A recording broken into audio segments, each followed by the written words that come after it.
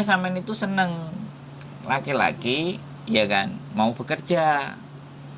Ya sudah, dia bekerja, sudah. Sampean kan memutuskan ke Hong Kong kan atas izinnya dia juga. Ya segera diselesaikan semuanya, kalau udah beres ya baru beres pulang.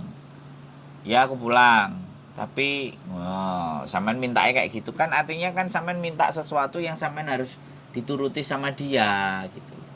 Lah ketika dia sudah nggak bisa Enggak, aku ngene lho kok mikirnya anakku ki nggak enak nggak enak bantuannya orang tua, mengkhawatirkan anakku yang nomor 2 agak susah sing kelahiran Arab itu gitu. Kalau yang nomor 3 enak ngomong ke uang iki, walaupun aku entek piro iki nggak apa-apa, yang penting anakku sama dia yang ngomong.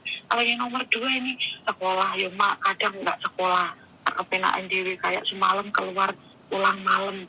Ya Allah, aku ngenes gitu, ya Allah, segitunya. Cowok apa cewek? Cowok apa cewek? Cowok kecil. Terus tuh aku main mercon ngono kan. Aduh ya Allah Gusti, ya Allah Rabbi, kayak jantung saya beneran uji nyali kayak saya.